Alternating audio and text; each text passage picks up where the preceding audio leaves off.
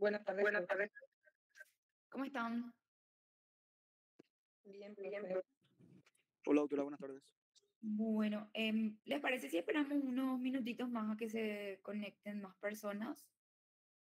Así después empezamos con el desarrollo de la clase, ¿está bien? Sin problemas. Está bien, profe. A las 2 luego es el horario normal, ¿verdad?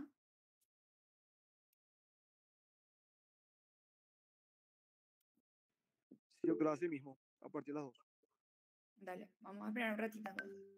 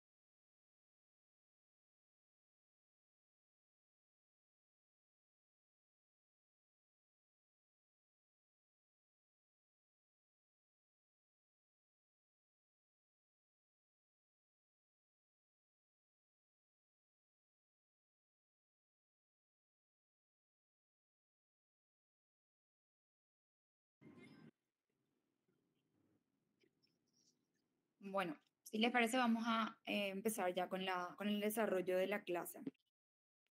Les voy a compartir mi pantalla para que puedan ver el PowerPoint y cualquier consulta que tengan, me interrumpen, ¿sí?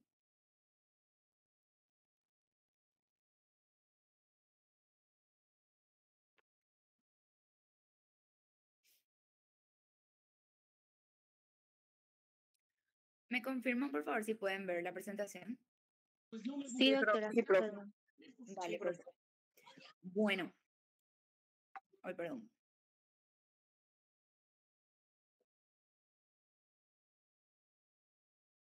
Espera, que quiero poner un poco más grande. Ahí está. Bueno, el día de hoy vamos a dar la unidad 16, que es sobre los contratos de donación como dato, contratos aleatorios y las rentas vitalicias. Vamos a empezar con el contrato de donación y primero que nada, obviamente vamos a hablar del concepto del contrato de donación, que el Código Civil en su artículo 1202 menciona que habrá donación cuando una persona, por actos entre vivos, transfiere gratuitamente el dominio de una cosa o de un derecho patrimonial a favor de otra persona quien lo acepta, ¿sí? Es un acuerdo de voluntades entre vivos, ¿verdad? Por lo cual un sujeto llamado donante transfiere a otro sujeto llamado donatario el dominio de una cosa o de un derecho patrimonial de manera gratuita. La donación, es muy importante que tengan en cuenta esta característica de que dice que es un acuerdo de voluntades entre vivos. ¿Por qué? Porque si fuese la voluntad de una persona que lo realiza o que lo haya previsto antes de morir, vendría ya a ser un testamento, ¿sí?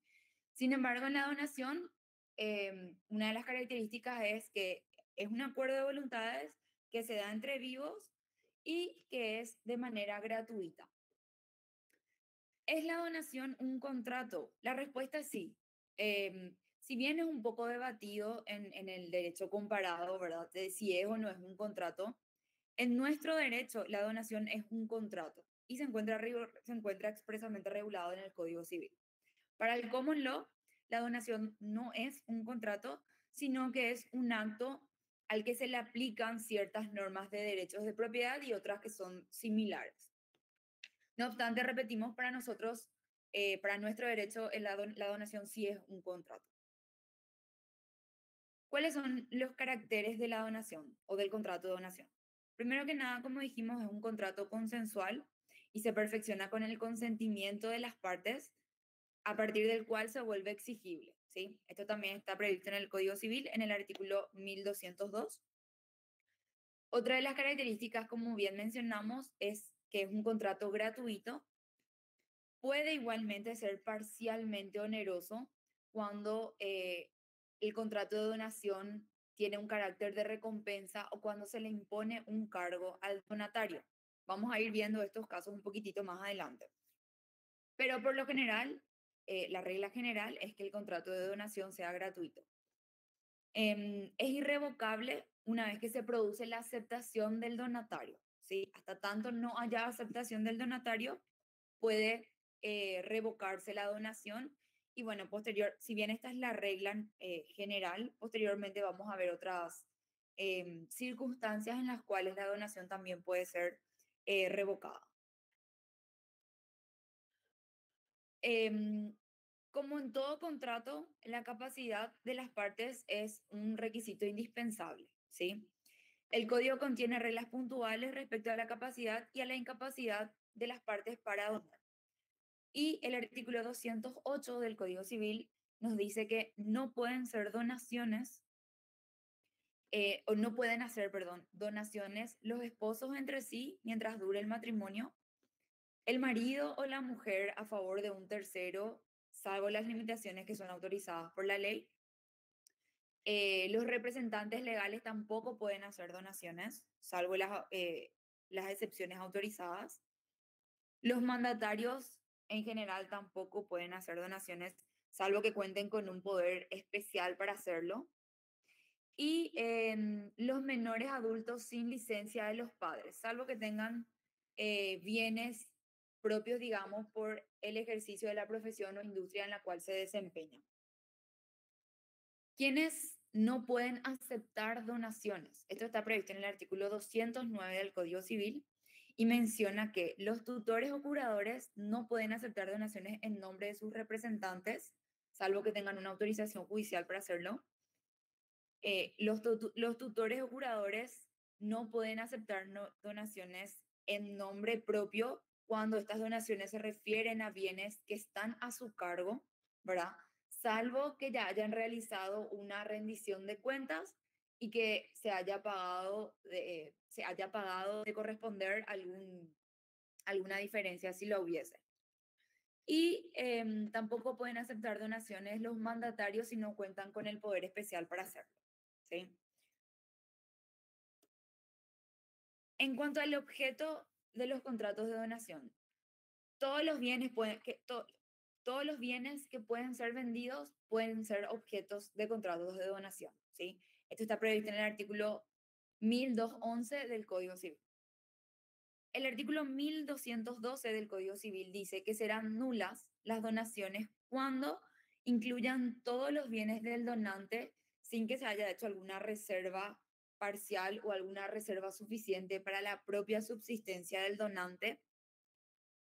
También dice que la donación va a ser nula si estuviere sujeta a alguna condición suspensiva o resolutoria que deje al donante el poder directo o indirecto de revocarla o modificarla, y cuando versen sobre bienes futuros, ¿sí? Cuando versen sobre bienes futuros no se pueden realizar las donaciones hasta tanto se tengan esos bienes o hasta tanto existan o hasta tanto se tengan la posesión de esos bienes. Y en cuanto a la forma, el contrato de donación es un contrato solemne. ¿Qué significa esto? Que hay ciertas formas que el código establece que deben seguirse. Por ejemplo, la escritura pública. Cuando las donaciones se tratan sobre inmuebles y cuando las donaciones son con cargo, necesariamente deben realizarse a través de escritura pública. También las donaciones que tuvieran como objeto prestaciones periódicas o vitalicias, estas también deben ser realizadas por escritura pública. Y la aceptación se debe dar de la misma manera, es decir, se puede dar en la misma escritura pública en la cual el donante hace entrega de la donación, o se puede dar en una escritura pública posterior, haciendo mención a la primera escritura pública donde se hace la donación, ¿sí? Pero para que quede perfeccionado, la aceptación de la donación también debe darse por escritura pública. En cuanto a las obligaciones de las partes, nuestras partes en el contrato de donación básicamente son dos, el donante y el donatario. El donante tiene como obligación principal entregar el bien o la cosa que está donando al donatario. Y el donatario tiene que prestar alimentos al donante cuando esa donación que recibió no permita al donante subsistir de manera normal, digamos, pero puede liberarse de esa carga de prestar alimentos si restituye el bien que le fue donado o si restituye el valor del bien que le fue donado, ¿sí? Tiene esas dos opciones para liberarse de esa carga de alimentar, digamos, al donante cuando la donación implique cierto sacrificio por parte del donante que lo lleve, digamos, a no poder subsistir de manera digna. En cuanto a los tipos de contratos de donación, tenemos el contrato de donación mutua, en donde el Código Civil en el artículo 1220 establece que existe donación mutua cuando varias personas se hacen entrega en un mismo acto de bienes donados recíprocamente. Es decir, hay reciprocidad, ¿por qué? Porque existe una dependencia lateral. Es decir, yo entrego un bien en donación y a cambio yo recibo otro bien en donación, ¿sí? Y hay simultaneidad en el acto, que es lo que prueba justamente esa relación de dependencia de entregar un bien en donación y recibir otro en donación. A eso se le llama donación mutua. ambas personas o ambas partes, mejor dicho, reciben el carácter de donantes y donatarios en un mismo acto. Hay donación remuneratoria o se lo llama donación remuneratoria, aquellas que se realizan en recompensa por servicios prestados al donante por el donatario, que son apreciables en dinero y por los cuales no se exigió ningún pago. En el instrumento de la donación debe constar con claridad lo que se tiene que remunerar o si no se lo tiene como una donación gratuita. Ejemplo, Juan le presta un servicio a Pedro y no le reclama el pago del servicio. Pedro, en contraprestación, llamémosle, le otorga una donación a Juan, pero sin que Juan se lo haya pedido. Entonces, estamos hablando de una donación con carácter remuneratorio, ¿sí? Si no se deja constancia de ese carácter remuneratorio, se tiene como una donación gratuita, como una donación simple. En este caso, el contrato de donación remuneratoria envuelve una doble liberalidad, se dice. ¿Por qué? Porque quien presta el servicio y quien entrega el bien por el valor del servicio, quien prestó el servicio y quien entregó el bien por el valor del servicio prestado puede cobrarlo o no, pero si no lo cobra puede recibir una remuneración en contraprestación por el servicio prestado. También tenemos al contrato de donación con cargo, previsto en el artículo 1224 del Código Civil. La donación podrá imponer cargos a favor del donante o a favor de terceros que sean relativos al empleo o al destino del bien donado y que consistan en alguna prestación, ¿sí? Por ejemplo, un terreno entregado a cargo de constituir una estatua. Una persona dona o se compromete a donar un terreno a cargo de que el donatario construya alguna estatua o alguna fuente o algún otro tipo de construcción en el terreno por la donación recibida. En este tipo de casos, en estos contratos de donación con cargo, se aplican las reglas del contrato oneroso respecto al valor del cargo y las reglas del contrato gratuito respecto al excedente. Y la mejor manera de entender este tipo de contratos es a través de un ejemplo. Por ejemplo, si el valor de la donación, supongamos el valor del terreno es de 10 millones de guaraníes, el valor del cargo o el valor de la estatua que tiene que hacer el donatario es de 2 millones de guaraníes, se aplica las reglas de título oneroso a los 2 millones de guaraníes, que es lo que le va a costar al donatario cumplir con el cargo de la donación, y se aplican las reglas del contrato gratuito a la diferencia de 8 millones de guaraníes, digamos, que es la diferencia entre el valor del terreno y el valor de la estatua, que finalmente es el valor con el que va a tener que correr el donatario. ¿Está?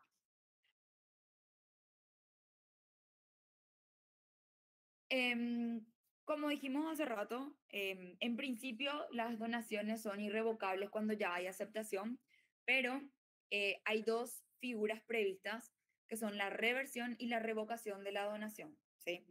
La reversión, la disposición de la donación según el cual el contrato debe quedar sin efecto, perdón, la reversión es la disposición de que la donación según el cual el contrato debe quedar sin efecto en caso de que el donatario fallezca antes de que el donante, ¿sí? Para que esto ocurra, el donante debe establecer expresamente en el contrato de donación que en caso de fallecimiento del donatario, la donación se revierte, ¿sí? Esto solamente puede ser en provecho del donante, ¿verdad? Y se dan los casos en que muere el donatario y esto conlleva a la restitución del estado de las cosas en el estado en que se encontraban anterior a la realización de la donación, ¿sí? Es decir, deja sin efecto la donación realizada por el donante. La revocación, por otra parte, es cuando no se cumple con el cargo que se le impuso al donatario o cuando hay ingratitud por parte del donatario que puede verse reflejada en injurias que el donatario haya realizado en contra del donante, mismo en el atentado a la vida que el donatario haya realizado en contra del donante, en la no provisión de alimentos, si es que era un cargo que tenía el donatario, o en delitos graves cometidos contra el donante. Estas son las causales que están expresamente establecidas en el Código Civil, que permiten una revocación de donación, ¿sí? Pasando al siguiente contrato, que es el contrato de comodato, tenemos que en el artículo 1272 del Código Civil dice que cuando una de las partes entrega a otra parte gratuitamente con la facultad de usar alguna cosa no fungible, siempre que pueda ser individualizada, la otra debe restituirlo en algún momento, ¿sí? Entonces podemos decir que el concepto o la definición del contrato de comodato es la entrega de una cosa no fungible de forma gratuita para el uso de la misma, ¿sí? Ejemplos de contratos de comodato son los teléfonos. Hay muchos teléfonos que se entregan en contrato de comodato. Mismo las computadoras que de repente nos pueden prestar en las oficinas. Son entregas, son contratos de comodatos en el cual se hace entrega de un bien no fungible a una persona para que esta persona lo use, pero eventualmente esta persona tiene que restituir el bien entregado. ¿Cuáles son los caracteres del contrato de comodato?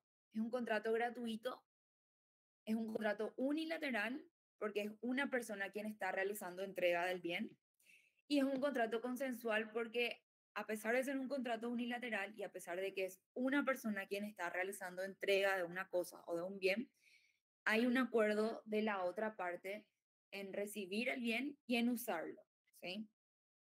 Entonces, básicamente, el contrato de comodato se caracteriza por ser gratuito, unilateral y consensual. ¿Cuáles son las obligaciones y los derechos que rigen a los contratos de comodato? En los contratos de comodato tenemos dos partes. El comodante, que es la persona encargada de entregar el bien, y el comodatario, que es la persona que recibe el bien. El comodante tiene como derecho permitir el uso de la cosa que es entregada bajo la modalidad de comodato, responder por los daños o por los vicios ocultos de la cosa. Puede además solicitar la cosa, la devolución de la cosa en casos en circunstancias o en casos de urgencia o necesidad imprevista. Y también debe pagar las expensas extraordinarias que generan el uso de la cosa entregada en comodato, ¿sí? Por su parte, el comodatario tiene como obligación la custodia y la conservación de la cosa entregada. Debe pagar por la cosa si la misma se deteriora, salvo que el deterioro se deba al uso normal de la cosa que le fue entregada. Si el deterioro se da o se genera por el uso normal de la cosa, no es una obligación del comodatario pagar por ese deterioro, pero si se le dio un uso diferente al que le fue entregado y eso genera algún deterioro en la cosa, sí el comodatario tiene la obligación de pagar esos costos. Tiene la obligación también de restituir la cosa al vencimiento del plazo o cuando la misma le sea solicitada. Y el comodatario no puede retener la cosa, aunque esta retención sea con la excusa de que es para cubrir las expensas que el comodante no llegó a pagar.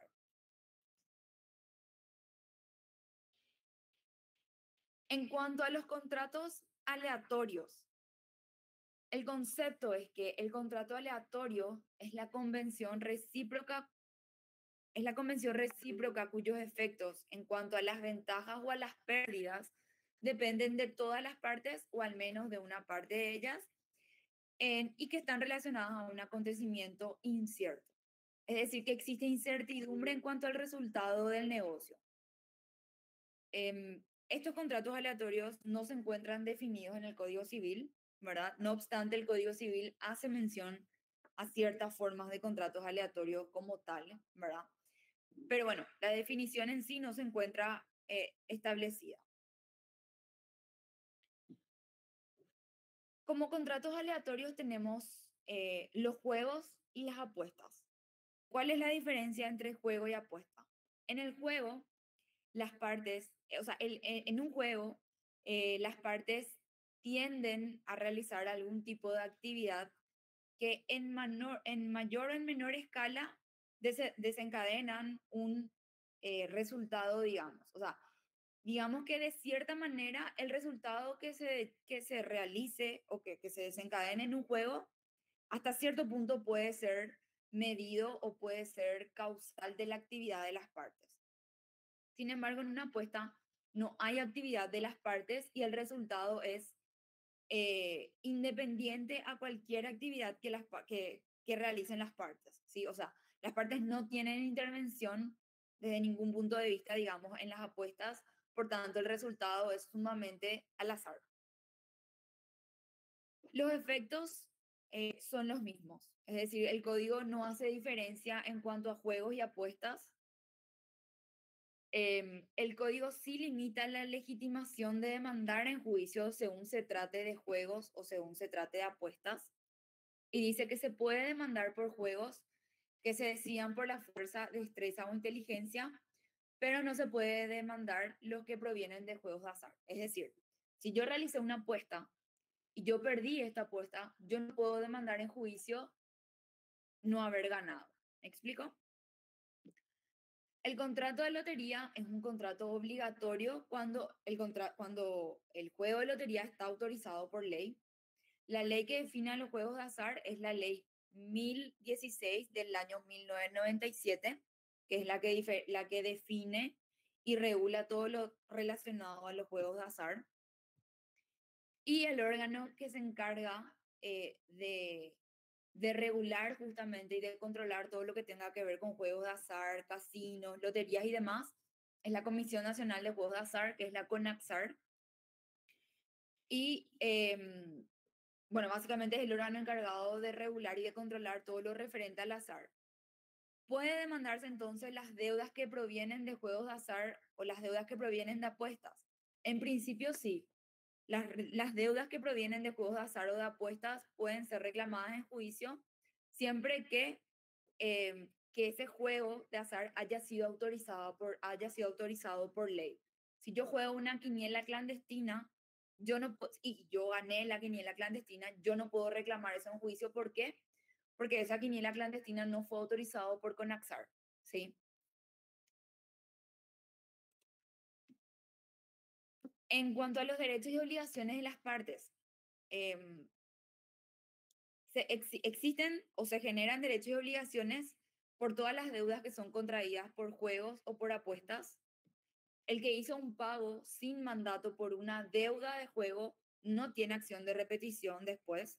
Si yo de buena fe o por voluntad propia pagué la deuda de juego de un tercero, yo no tengo acción de repetición contra este tercero. Es decir, no tengo acción de repetición como una deuda de azar. Puedo eventualmente reclamar la deuda porque yo yo estuve pagando una deuda ajena, pero no bajo la característica de deuda de azar o deuda de juego, sino que sería una deuda común. Y bueno, no son deudas de juego las deudas contraídas por hacerse de medios para poder jugar justamente, en las deudas contraídas por pagar la deuda de un tercero, que es el ejemplo que dijimos recién, y la deuda debida a un mandatario que hizo el pago de lo perdido, pero que no fue intermediario. Es decir, un mandatario pagó una deuda de una persona que perdió, pero no fue instruido para hacerlo. Y por último, tenemos a los contratos que son las rentas vitalicias. El artículo 1431 del Código Civil nos dice que la renta vitalicia se da cuando una parte entrega una suma de dinero o una cosa apreciable en dinero y la otra parte se compromete a pagar una renta periódica a uno o más beneficiarios durante la vida de la persona que entregó el capital en principio. ¿Cuál es un ejemplo de renta vitalicia? El aporte que se hace a la caja de jubilados bancarios. Durante varios años, una persona aporta determinada cantidad de dinero para que al momento de jubilarse la caja le retribuya, digamos, de alguna manera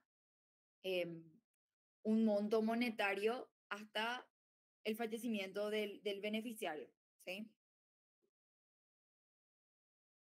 ¿Cuáles son los caracteres de las rentas vitalicias? Primero que nada, es bilateral, es un acto bilateral porque una de las partes se obliga a entregar el capital y por el otro lado, la otra parte se obliga a una renta hasta, hasta el fallecimiento de la persona quien en un principio entregó el capital. Otra de las características es que es oneroso porque existen sacrificios de ambas partes. Por un lado tenemos el sacrificio que realiza la persona quien entrega el capital o un bien susceptible de ser valorado en dinero. Y por el otro lado tenemos después la renta que realiza la persona quien en un principio recibió el capital. Es consensual porque también implica un acuerdo de partes. Es aleatorio, ¿por qué? Porque depende de un acontecimiento incierto, que es la duración de la vida del beneficiario. Es decir, no podemos saber cuándo va a terminar el contrato de renta vitalicia porque no podemos determinar la fecha de fallecimiento del beneficiario. Y es formal, ¿por qué? Porque debe hacerse por escritura pública. Esa es la última diapositiva de la unidad. Voy a dejar de compartir mi pantalla para que verles si por ahí tienen alguna consulta al respecto sobre alguno de los puntos o sobre alguno de los contratos que dimos.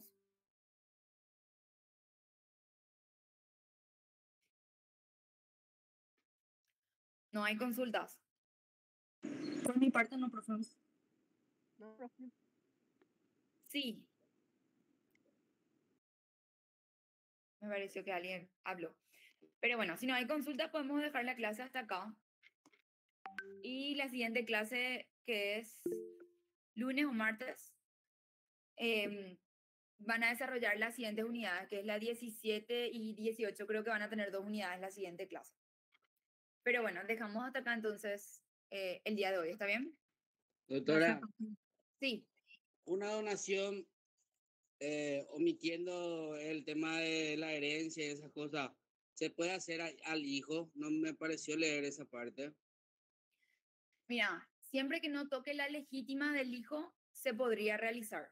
Se puede hacer perfectamente. Pero si llega a tocar la legítima, eso sí se puede retrotraer, digamos, al momento de realizar la donación, porque estarías, digamos, tocando el derecho de los otros hijos. ¿Me explico? O de la esposa incluso. Ya. Sí, profe, excelente. Bueno, ¿alguna otra consultita? ¿Qué entiendo como legítima, profe?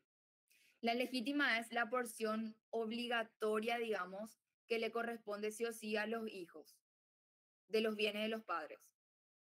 Entiendo. Muchas gracias, doctora. Dale. ¿Alguna otra consultita antes de terminar? Excelente su clase, muy declarativa realmente. Bueno, qué suerte. Terminamos entonces por hoy, ¿está bien? Gracias, profe. Dale, chao, chao. No, profe, hasta luego. Hasta luego.